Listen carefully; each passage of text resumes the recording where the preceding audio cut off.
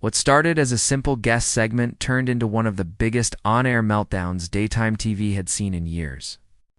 And it all began the second country star Blake Shelton stepped onto the stage.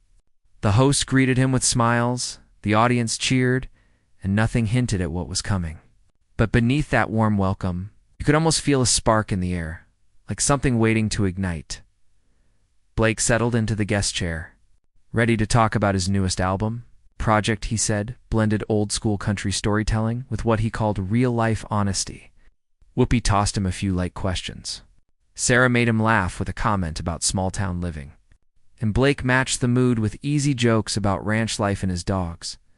Everything felt smooth, until Joy Behar leaned forward. Her tone didn't match the room. It carried weight, intention, challenge. "Blake," she said, "your album talks a lot about manhood today. Don't you think that old cowboy image tough, silent, unshakable, feels outdated now?" The studio froze. Blake didn't react right away. He just blinked, like he was processing a punch he never saw coming. This wasn't just a question. It was the first crack in the conversation, a tiny fracture that would soon split wide open. And before Blake could explain his side, the tension thickened.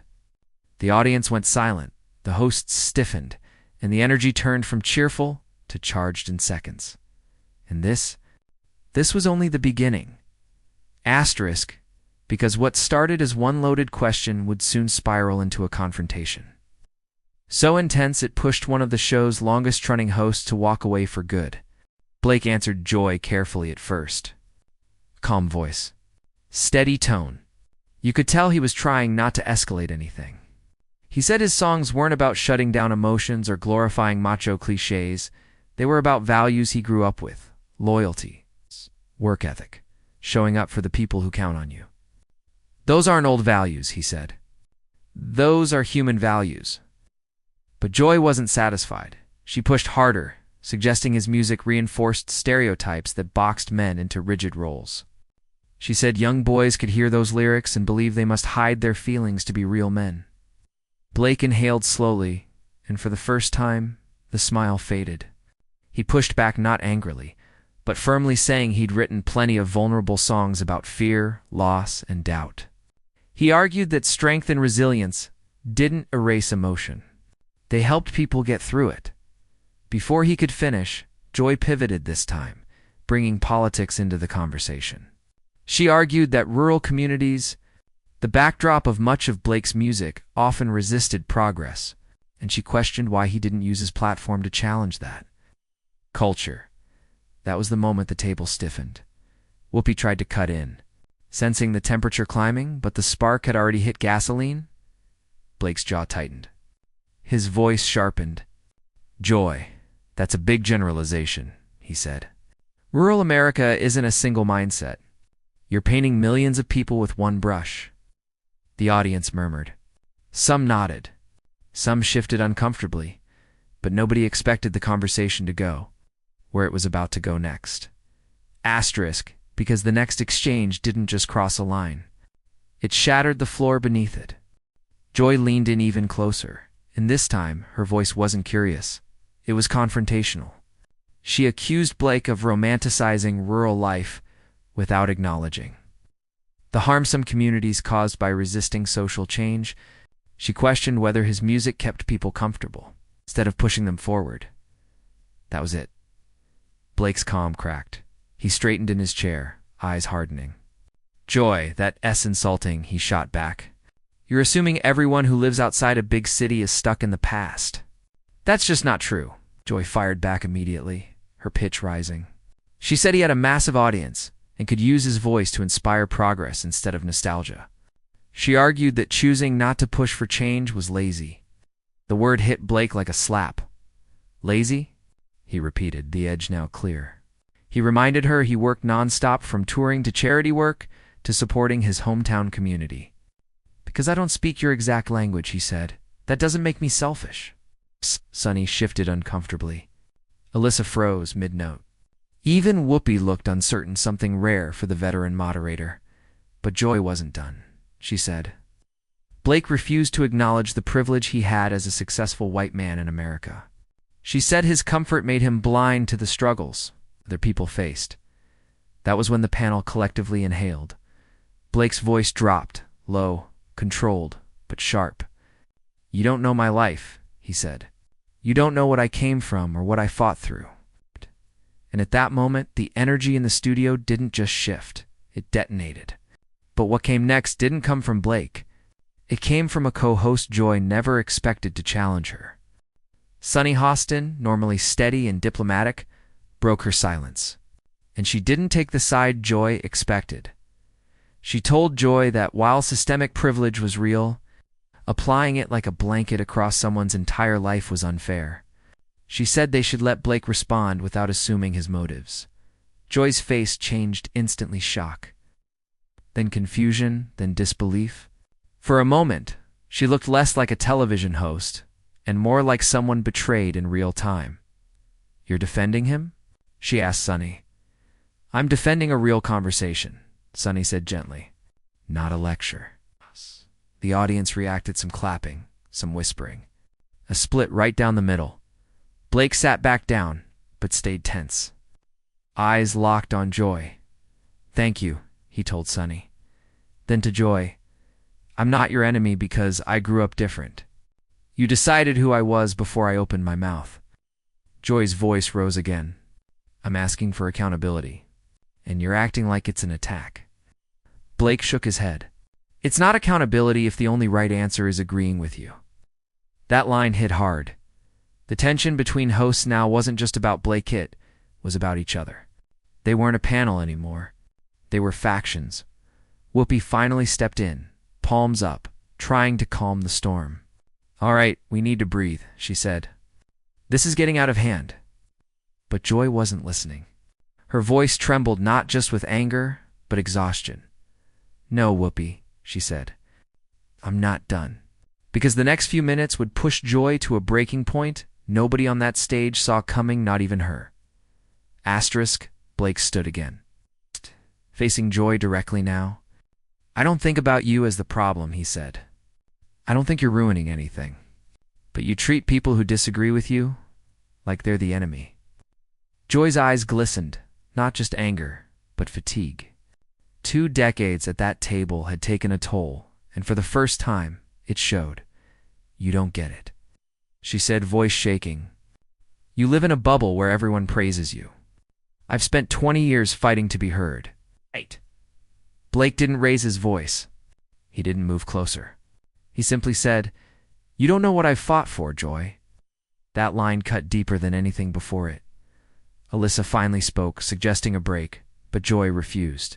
Tears formed at the corners of her eyes. But she kept talking about the pressure, the criticism, the weight of being the one who pushes. She said she was tired of feeling like the villain for asking tough questions, tired of being told she was too intense, too demanding, too much. The camera caught Sarah wiping her eyes. Even the audience seemed unsure whether they were watching a debate or a meltdown. And then, the moment no one imagined, Joy pulled off her microphone. The air vanished from the room. Whoopi's eyes widened. "What are you doing?" she asked. Joy placed the mic on the table with a soft tap that echoed louder than any argument. "I think I'm done," she said. "I can't keep doing this." The entire set froze. But her walking off wasn't even the most powerful moment. What she said after stepping away changed everything. Joy stepped back from the table, shaking, emotional, exhausted. She wasn't storming out, she was unraveling slowly, painfully, in front of millions. She told the room she'd spent years trying to spark meaningful conversations, only to feel like nobody wanted to hear them anymore. Blake softened. His expression shifted from defensive to stunned. "I didn't come here to make you quit," he said quietly. "I came here to talk about music." But Joy wasn't hearing apologies anymore. She said the world felt like it was slipping backward, and she didn't know if she had the strength to keep fighting the same battles on air. Day after day, Whoopi tried to comfort her, saying the show worked because they disagreed, but Joy shook her head. "It doesn't feel like disagreement," she said. "It feels like shouting into the wind." Blake stepped closer, not confrontational, but Humanan told her he understood that his music meant different things to different people. He said he never wanted to hurt anyone and acknowledged that her role was to raise hard questions. For a moment, the chaos paused. Joy listened, really listened. But then she looked at the set she had called home for so long, said she didn't think the conversations mattered anymore. Not the way they used to. Then she turned. She walked toward the studio doors. Not in anger, not in drama, but in surrender. The audience gasped. The co-hosts reached for her. Blake looked stunned, and Joy Behar walked out of the view. But the fallout wasn't over, because the final words she left behind rippled far beyond the studio walls. Asterisk. The cameras kept rolling even as Joy disappeared through the stage doors. Nobody knew what to do next. Not the hosts, not the crew, not Blake. Whoopi tried to steady the moment, but the shock was too heavy. Sarah wiped tears. Sunny stared at the table. Alyssa looked frozen. Blake sat in the center of the storm he never meant to cause.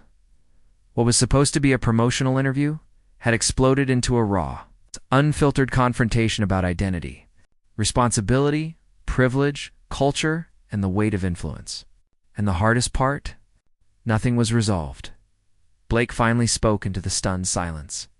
He said he believed there was room for all stories as Joy's, and the millions of people who saw themselves in their words. He said disagreement shouldn't destroy connection, and conversations mattered even when they hurt, but Joy wasn't there to hear it.